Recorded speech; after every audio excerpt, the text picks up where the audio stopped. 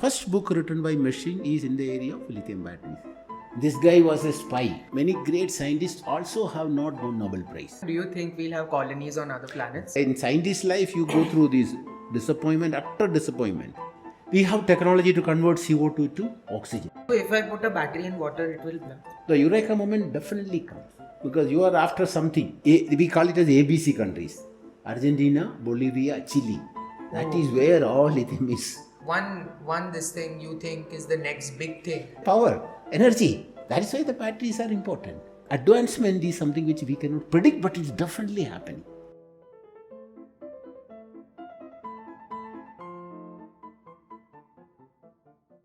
Do you think, so all of us are pursuing, biotechnology, biosciences, we're all aiming to be research people in industries.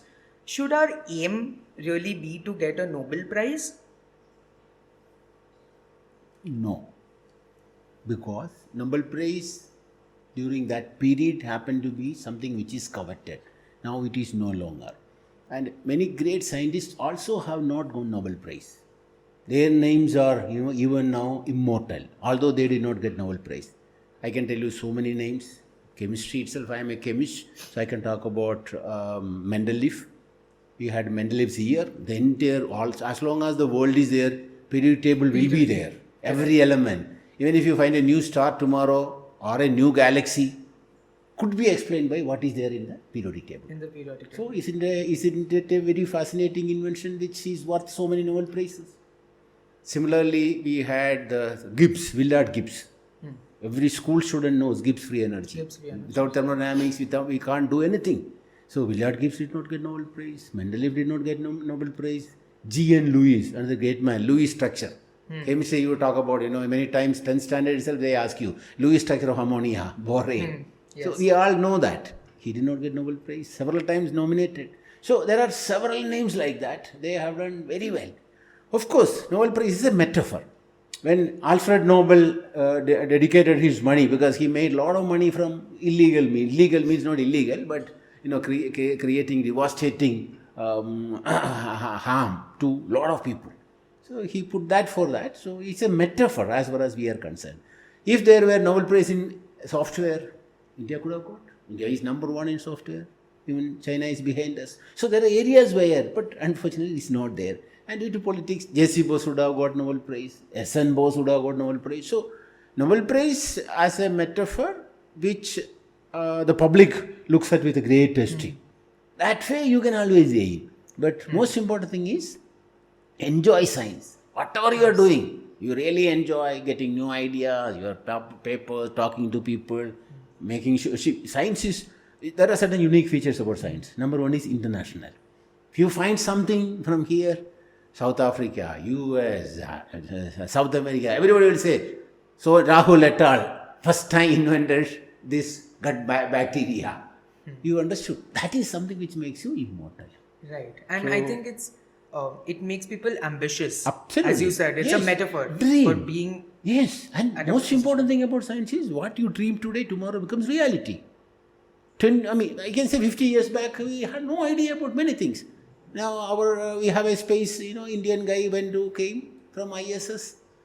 So even we are talking about, AI, we are talking about all those technological, marvels, engineering marvels. 50 years ago, we could not even think about it. Talking to somebody sitting, even this way of broadcasting, think about communication. Yeah. How much communication has enhanced. Do you know that we are making a network in moon? How many of you know? We are making a network in moon. Even I don't Nokia, Nokia has been given the job. Because we believe that maybe after another 50 years, we'll have colonies in moon. So How do they send to Mars? Remember? No, the technology moves in an unpredicted manner. It is very difficult to predict. Mars is full of CO2. But we now know technology to convert CO2 to oxygen. Mars, we have plans to make a dome. Okay. In India, there are not even India. There are people who have bought land in moon. I hope you know. There is a mechanism, Even we can, right? You can. do If that, you are yes. quite rich, you can Correct. pay money and get some area designated for your name, for you in moon. which maybe your grandchildren will go and settle. Sir, So, do you think it will ever happen? Do you think we'll have colonies on other planets? yes, I strongly believe that it will happen the way science is moving. Extrapolate from last 50 years. Definitely we'll have colony in Mars.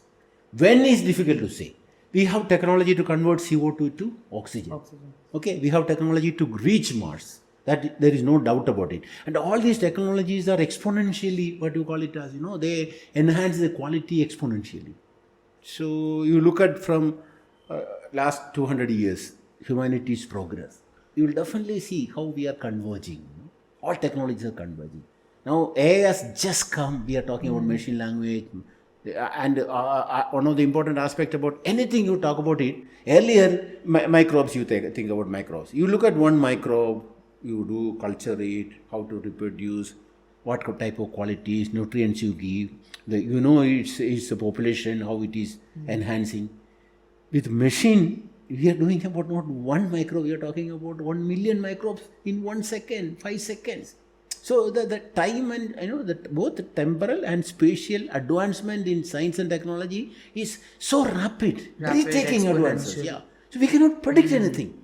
I work in the area of lithium batteries. The first book written on any subject is on lithium batteries by machine. Machine has written a book on lithium batteries. Why is it? Because lithium battery is an area where you need electric engineering, you need mechanical engineers, you need chemists, you need physicists. Because finally the power people, because you use it for electric vehicles. So the language itself is so different. Chemist language is different from a mechanical engineer's language, electrical engineer's language. So it is easy for us to write a book by the machine. Machine captures all this very fast. If I need to learn mechanical engineer's language, electrical engineer, the jargon is different. Like suppose you are working in biosensors. You use word analyte, you use sensitivity. These words people may not understand. So I want to tell you that the first book written by machine is in the area of lithium batteries, available freely. Go to Google and search that lithium battery book written by machine language or machine. You will get beta version, alpha, beta version. So the point is, advancement is something which we cannot predict, but it's definitely happening. It's definitely happening. It's unpredictable. Unpredictable, and more importantly, all fields are converging. That is what we could not do earlier. Medical field. Earlier you used to go to general medicine, or you go to a person, pediatrics, specialization. But that person spends his 30-40 years to know only that particular branch. After MBBS, after MD, or again super speciality, a machine can capture all these developments in few seconds. So imagine you are going to consult a machine which is equivalent to 20 super specialities in medicine. You understood? This is where the life is changing. Surgery. Right, absolutely. Yeah. So precision. Surgical precision with a machine can be, unimaginable. No human doctor can do that. So this is why the whole thing is little scary. Jobs. All of you will complete PhD, come back, some machine takes your job, what do you do? So we need to understand that. At the same time, emotions, etc., machine cannot do. Correct. Okay. That's something that only we share. Absolutely. So, and India is concerned, we also are energy area. We can look at it. Our Prime Minister has given a mandate. By 2070, we will be carbon neutral. CO2 should not come. At the same time, India, the population growth, if you look at it, we are now the most populous country. We have already overtaken China. Okay. Now, every big city, I don't know, what is Pune population now? You know? Yeah, it is expanding. It is expanding. So many highways, so many new airports. So one side you will see growth is happening at a very fast rate. Other side there is a demand of energy. So how do you generate energy? We need to generate energy without carbon dioxide. Carbon emission should not be there at all. Carbon neutral technologies are needed. Sir, so when you were speaking about colonizing other planets, you mentioned that we have technologies that convert carbon dioxide into oxygen. Yes. So, this is something that goes on in my head. Why should we colonize another planet when we can do that here, right? If we want to make India, or for that matter, just the whole globe carbon neutral, why don't we do it here? Why don't we convert the carbon dioxide? We can do it here, but we are made what you call planet unhospitable, uninhabitable. we have made in such a mess if you look at it. For example, now there is a war between two countries. One missile is equivalent to 10 years pledge on stopping carbon. This is also, please remember that. When you are talking about technology in a new planet is there. There is no contamination. Here, if you want to do it, it will be much more difficult because our system is so complex. For example, even in India itself as a country you take, there are different opinions. Anything you want to do it good, there are always other groups, geopolitical interference. That is the reason. I'm only talking technology. We know how to go to Mars, and I, as a person who has interest and faith in science and technology, I believe even we may go to even other stars after some time from our galaxy. A little offshoot, but yes. The wars that you mentioned, usually they also happen because of colonization. So then when we are colonizing other planets, even though we haven't found any other inhabitants of those planets, I think some or the other time the problem may persist. There may be wars on Mars as well. So then aren't we escaping from the problem? No. You are right. But when we start there, here we have a system where, so see, when you want to say Mars, let's say we send a spacecraft to Mars, it can be done only by a selected few groups of people or people who are very affluent. So India, if you look at India itself, our problems are different. I'm talking about it. If you talk from a poverty point of view or let's say a carbon emission point of view, that's a different aspect. Science and technology advancement is a different aspect. Eventually, everything should benefit humanity. Unfortunately, we can also see, for example, look at Ukraine, Russia war, how long it is going on, how much carbon emission has happened due to this war. So, Paris Agreement, all these countries come together, very difficult with an agreement. That doesn't help. And still countries violate the Still countries violate because there is no teeth in these rules. Every country will come, they sign agreement, but there is no, how will you enforce it? And the political leadership changes, everything changes. NASA itself had so many plans about going abroad. But one president comes, other president comes, his priority changes. They stop it. Now it is a privatization. So that is the reason why I am talking about Mars colony is going to be a reality. It is only from a scientific dreaming point of view. Whether that will benefit our billions of people here is a different matter. Yeah. So we've heard about rovers on Mars. Yes. And there are many satellites. Yes. Do they also use lithium batteries? Definitely. They do? Yes. See, one of the major applications of batteries is energy per unit weight or per unit volume. That is what is important about lithium. Most of the space missions, they use lithium batteries now. Earlier they were using nickel cadmium. Even our in ISRO, if you take, they had a facility to manufacture nickel cadmium batteries. Now it's all lithium batteries. And why are we using lithium exactly for listeners who are not from a field of chemistry or related? Yeah, I can tell you periodic table if you look at it. Anywhere you want to generate energy, mass should be smaller. Energy can be compared by energy density. 1 gram of material, how much energy it gives. Okay. You understood? This is called energy density. Volumetric energy density, gravimetric energy density. So lighter materials give you more. It's very clear about it. Okay, so lithium is much lighter. Sorry, like if you can explain it in a much more simpler manner. Yes. Why is so? There is hydrogen, helium also preceding lithium. So hydrogen battery. Hydrogen battery is there. Okay. Hydrogen battery. In fact, why are we talking about fuel cell? Hydrogen. See, fuel cell and battery both are for energy generation.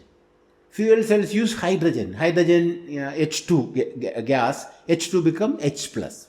Okay. Oxygen O2 become OH minus, and they combine to form water. So hydrogen undergoes oxidation. Oxygen undergoes reduction. Eventually you get water. This is one of the simplest reaction possible. This energy, electrical energy available, will give you only 1.1 volt.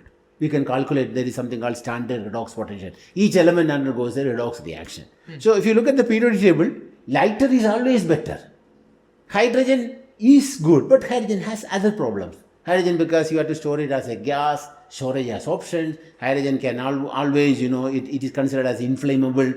Hydrogen can be pressurized. Next is helium. Helium is inert. Helium doesn't react much. Helium, all these rare gases are very inert. Hydrogen, helium, next is lithium. In terms of the mass hierarchy, if you take it, lithium. So, lithium advantages are, lithium is very small. Number 2, lithium Li become Li plus, the standard redox potential is 3 point. It is very high value. That means per molecule of lithium, per atom of lithium, we generate 3 volts of yeah. electricity. The reaction. This is a reaction. This is called standard redox potential. Okay. It depends on the free energy. So Li become Li plus plus electron is very easy reaction. We say lithium is highly electropositive. Every material, if you want to remove the electron, how much energy we need to put it, that is very important. So Li has a inborn susceptibility to become Li plus. In fact, that is dangerous because with water, anywhere Li can catch fire. Okay. Li is inflammable. Li you put on water, lithium and sodium, they will always catch fire. So if I put a battery in water, it will blast? Definitely, you have to be careful. Lithium battery means you have to be careful. Okay. Lithium battery is always sealed. If you put it in a battery, it will not fire because we put it sealed. Yes. Water will not go in. But if it is broken. If it exposes the lithium. More importantly, there have been cases where people put a lithium battery in their pocket. Lithium is also used for watches. And unknowingly, if you have a coin also in your pocket, the plus and minus of the lithium can touch explosion. You understood? Even how big is the if one atom of lithium? Not one atom. If you talk lithium, we are talking maybe at least 1 milligram, few milligram of lithium. Few milligram lithium will have how many atoms? 1 million, 10 million atoms will be there.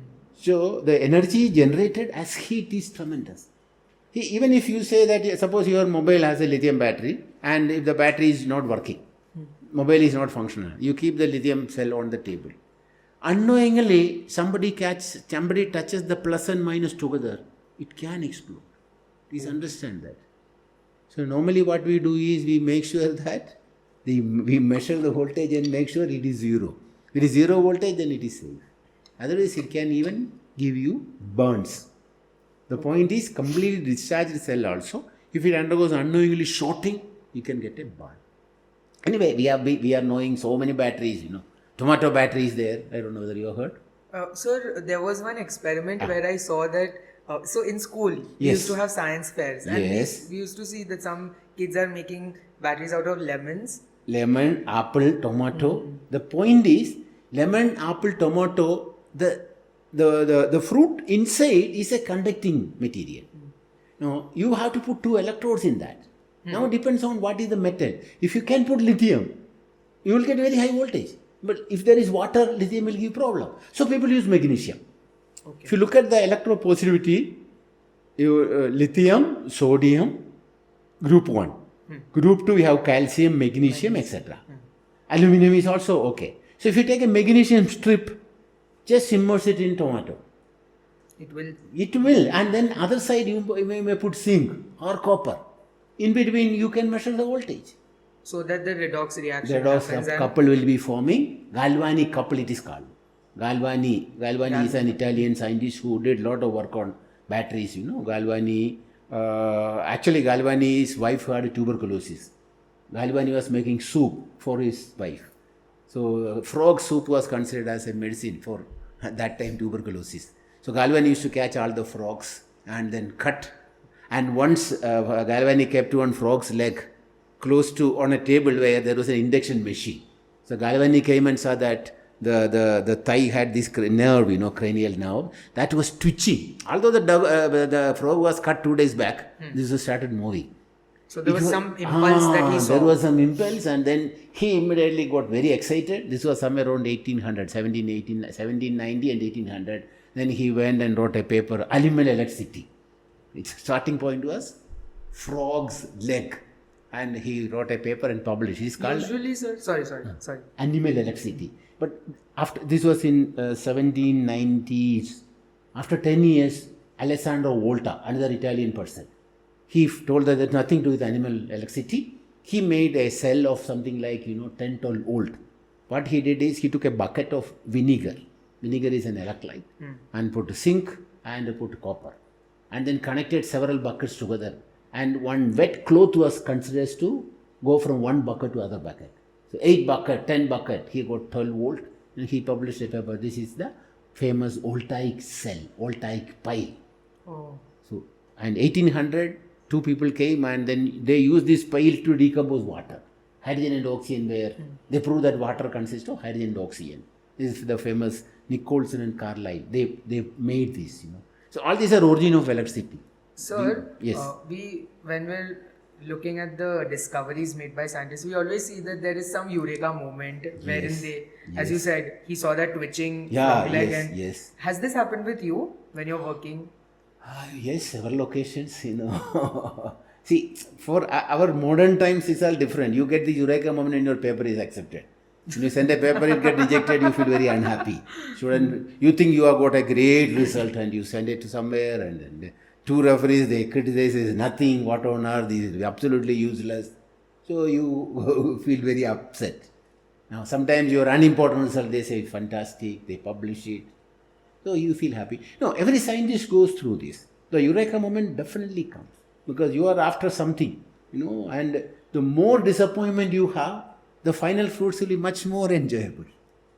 You know keep on working on that and you fail, you fail several times. Eventually you think what should be there. Sometimes when you sleep with this feeling in the mind, you get, oh, I must do this. Next day you go and do it. It works. That type of moment is Eureka moment. It's much better than any other, you know.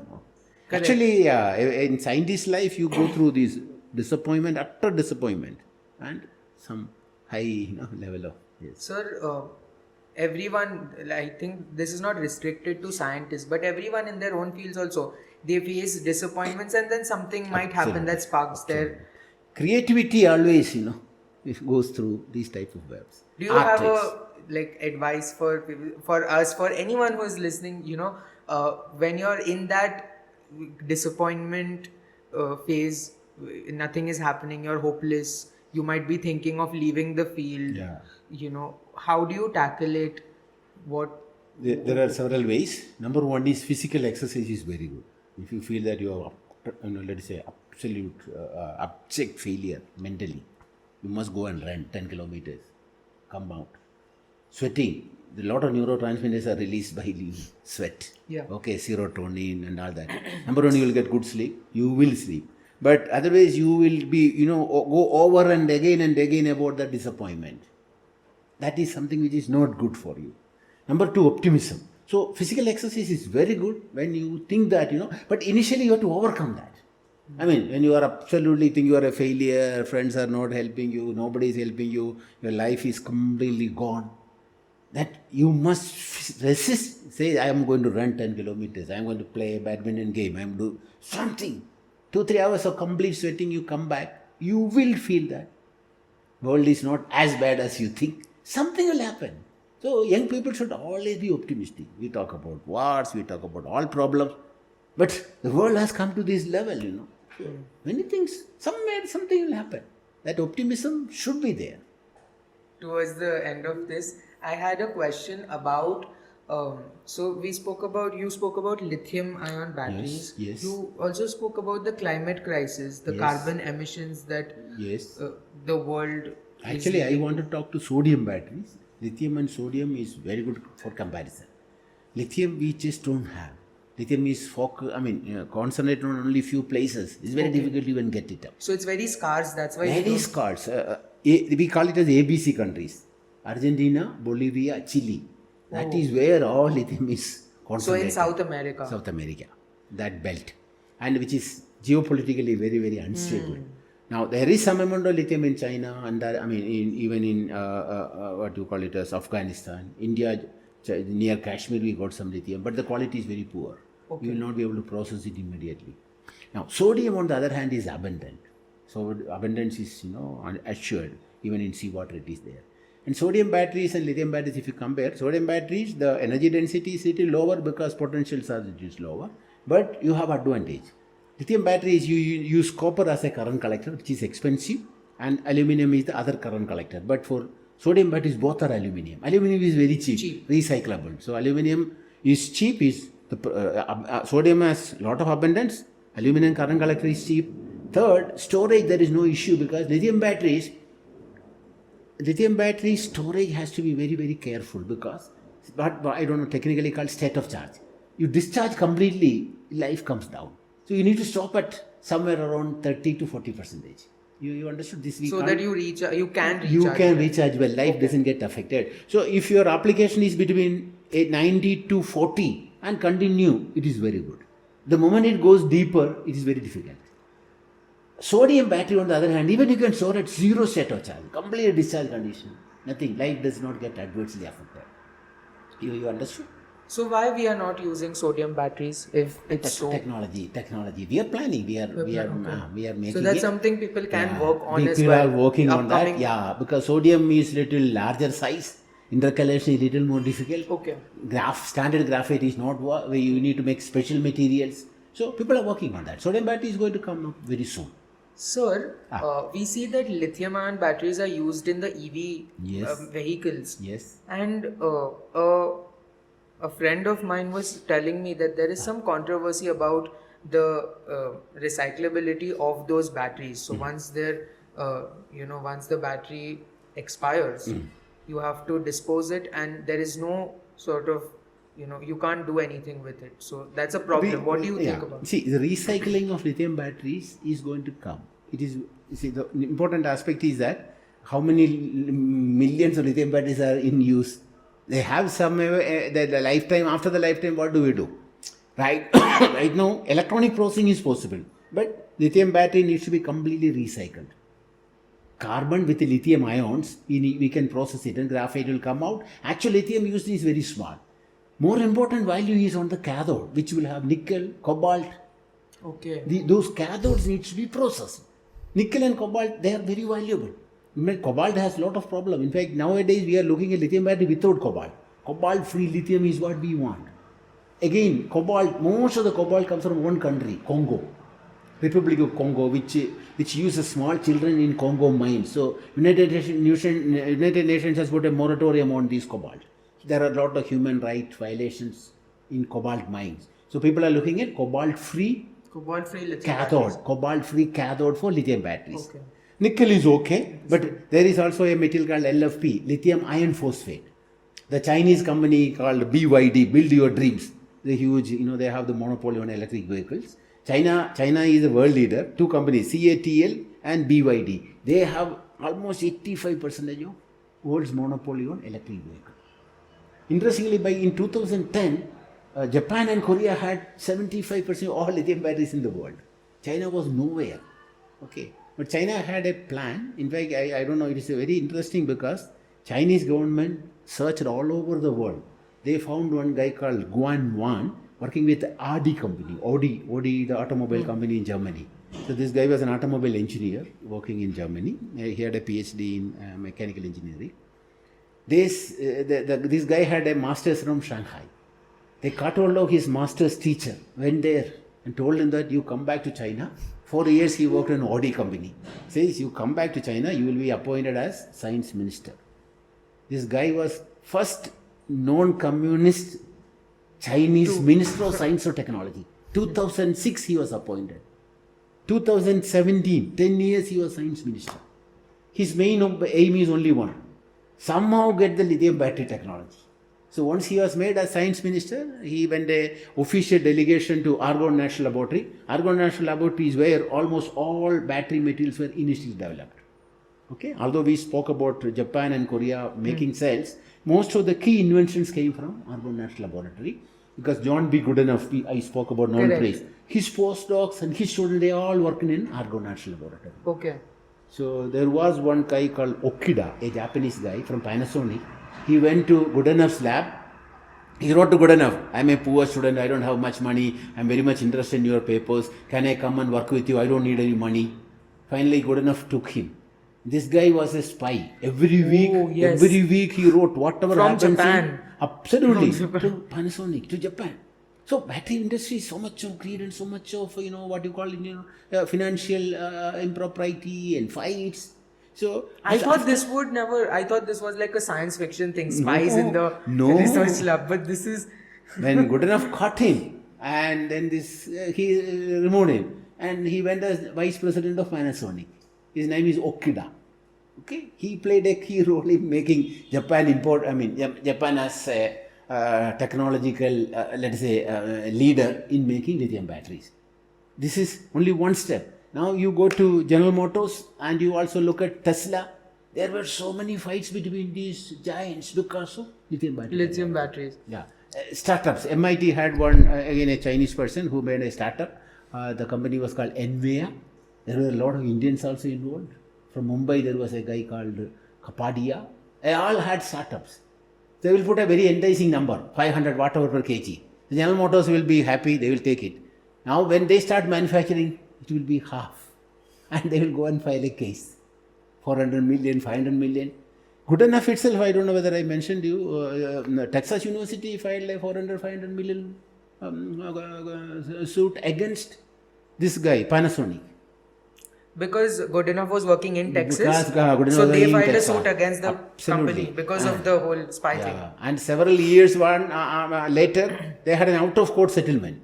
But good enough did not get any money. University got That's the so money. sad. I think with good enough, I think he also, I think from Oxford he went to Harvard, then he went to Texas. So many things happening. From Oxford, he went to Texas only because Oxford was his original invention of lithium cobaltate, which is even now needed. So Oxford refused to patent it. So this is what happened. There is a guy called Thackeray who was a postdoc with good enough. So he went to Argonne National Laboratory. He's from Pretoria. So and then there was another guy Khalil Amin. Even now he's there in Argonne. So all these people develop so many materials which are extremely important for lithium batteries. So China got all these free, as I told you. The minister goes with an official delegation, look at all the things. This is what happened. Now China, How futuristic do you think? So you said lithium is scarce. Yeah. But also the Sodium. use case is so much, and work is going on sodium batteries, lithium without cobalt cathodes. Yes, metal air batteries, iron air. Iron is abundant, air is abundant. There are certain technological challenges about iron air and zinc air. So we'll soon overcome that. What is like one this thing you think is the next big thing? Solid electrolytes because the explosion of lithium primarily happens because of the electrolyte. We use two organic electrolytes, something called propylene carbonate, diethyl carbonate, and they are all inflammable. If you have a solid material where lithium ion can transport or sodium ion can transport as a thin film, that is what is now going to be the future. Many companies have already reported they have solid state batteries, all solid state. It could be lithium, it could be sodium. Sodium will be a little cheaper than lithium. So Na become Na plus is the anodic reaction. And then there is a solid film, thin film, which is the electrolyte. It is equivalent to the liquid, but it has no explosive properties. And also there is no shorting because it's a solid. This is called solid electrolyte. Lithium electrolyte, sodium electrolyte, and then other side you have the standard cathode for lithium and sodium. So this solid electrolyte is important. There are startup companies and the electric vehicles with the solid electrolytes, they are more compact, weight will be less, and safety will be so much solid more. electrolyte. Solid electrolyte is important for is future. Something that all is solid up state and coming. batteries, all solid state batteries. All is solid one state area, batteries. and then thin film batteries for wearable electronics. In the shirt, on the part of the sleeve. So that it fits away, like electronics that are handy. Absolutely. You can just put the battery. Small power sources. See, if you look at the world development in IoT, you have got millions of sensors. Each sensor needs a power source. Each sensor needs somewhere you need a power, energy. That is why the batteries are important. Very tiny power, sometimes microwatt per square centimeter is needed. Very small one. Now the other side you have submarine batteries. We are talking about space, Mars. So huge batteries. That is why batteries make fascinating. Very tiny power to very huge. Yeah. Anything So sir, I think I have so many questions, but again, we have a limit time here. Limitations, yes. Sir, last 1 minute of a rapid fire, which was a surprise segment, and then we'll end it. Sir, now we would like to have a fun segment with you. That's the rapid fire round. Sir, we all know about your men's journey, your dedication towards your work. But what if, sir, you weren't a scientist, or if you would have never came into this field, what would you be doing? Probably writing books. Okay. So, sir, is there any one book that you would recommend a student to read once in their life? It's very difficult. There are so many books depending anyone, upon the one of your ages. favorite. Peter Medawar. Sir, how would you like to describe your work till now in just 3 words? In Just 3 words. 3 words. Science is fun.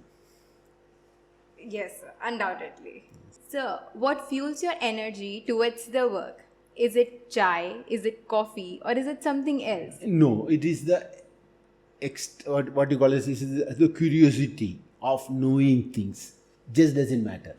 Okay, to me what charges is something unknown, something interesting. I would always be going for that. So it is not tea or coffee. Tea or coffee happens to trigger it, that's all. Okay. Yeah. So, but any personal choice in chai or coffee? Chai and coffee. Of course, I like coffee more than chai, but since I am a diabetic patient, I have to be careful. Okay, I can't take with sugar. What is one myth Myth. that about chemistry that you believe everyone should now stop believing in that? Mystery. The mystery Yes, sir. of what is happening, what is there in everything. I told you, periodic table is an endless fascination to me because everything you talk about it, even tomorrow you find a new planet, there in the periodic table. Isn't it fascinating? Okay, sir. So, as we know that we have ample amount of instruments, equipments in the lab. Yes. What is your favorite lab equipment? My favorite lab equipment is a power supply. Oh. Because with a power supply only I can do anything with my electrodes, batteries. I need to pass current. Yes, So true. for me the favorite, I can even say the multimeter is also my favorite. Okay. Digital multimeter, because I want to know whether it is insulating, it is conducting, how much voltage is generated, how much current it passes, what is the resistance. So digital multimeter is my favorite. Okay. Need not be digital analog. I should be able to measure voltage, current, resistance. Okay. So, any favorite experiment of yours that you would like to perform like lifelong? Lifelong? No, I don't think any experiment. Because every experiment you learn something. Experiment may fail or succeed, but feedback is more important. Okay. The fact that experiment did not work, then I find out another thing. I'll do that. So many occasions we have such problems. So, sir, as you told about the lithium cell that it blasts in water. So, sir, what do you think? What's more unstable? Is it the lithium cell in water or a PhD student during their thesis defense? What will blast first? See, we call about PhD as PhO depression. Because the PhD student goes through so much of difficulties and the writing thesis. Yes. And the PhD in India, the advisor, PhD student doesn't have that freedom to do what the student wants. Yes. Unlike in US. That is why we still believe US system is better, because US system, you meet your advisor once a week. Yes. Sometimes even once in 2 weeks. Here the PhD advisor is always sitting on your head. Do that, give me that result, this result. So the creativity will not be fostered. Yes. Scientific creativity means more thinking rather than. So if you love your problem and if you are deeply involved and passionate, you will work. You don't need any external force. True, sir. That part of science we cannot miss. This is what I was talking about. So Yes. PhO depression, because student goes through so many problems. So I'm sure that every student, every PhD student goes through that. But once you are successful, compensate it. Yes, sir. Yeah. So, last but not the least, what's that one thing that you feel is quite overrated in your domain? Overrated in your domain? Overrated in my domain. Yes, sir. Publications. Okay, sir. Papers. Many papers are junk these days. So many predatory journals. Papers, so much of plagiarism. So many cases you see that. Sometimes students get fascinated by a paper, but a lot of things go behind that paper. And sometimes these days paid papers are there. You pay money, you can get first author, second author, third author. This is something which worries us, because when when I were of your age group and all that, we never had such problems. Yes. Now there are thousands of journals, and sometimes you just send a paper and you publish it with us, nobody values it. True, sir. People look at standard journals, Yes. That is the one which is important. Everybody says how many papers, how many patents, and they don't look at knowledge. This is an issue which concerns all of us. Exactly. Yes, sir. Like, share and subscribe to to our Adaptiv podcast. your Adaptiv broadcast.